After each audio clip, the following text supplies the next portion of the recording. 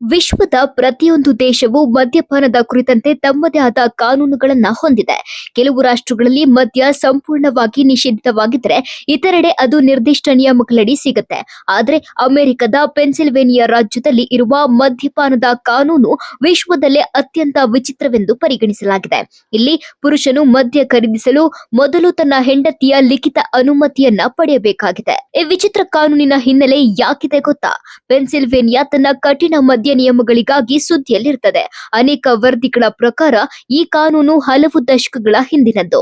ಮದ್ಯದ ಅತಿಯಾದ ಬಳಕೆಯಿಂದ ಮನೆಗಳಲ್ಲಿ ಉಂಟಾಗ್ತಿದ್ದ ವಿವಾದಗಳನ್ನ ತಡೆಗಟ್ಟಲು ಮಹಿಳೆಯರಿಗೆ ಈ ರೀತಿಯ ಅಧಿಕಾರ ನೀಡಲಾಗಿದೆ ಎಂದು ಹೇಳಲಾಗ್ತಾ ಇದೆ. ಈ ರಾಜ್ಯದಲ್ಲಿ ಮದ್ಯವನ್ನ ಎಲ್ಲ ಅಂಗಡಿಗಳಲ್ಲಿಯೂ ಮಾರಾಟ ಮಾಡಲು ಅವಕಾಶವಿಲ್ಲ.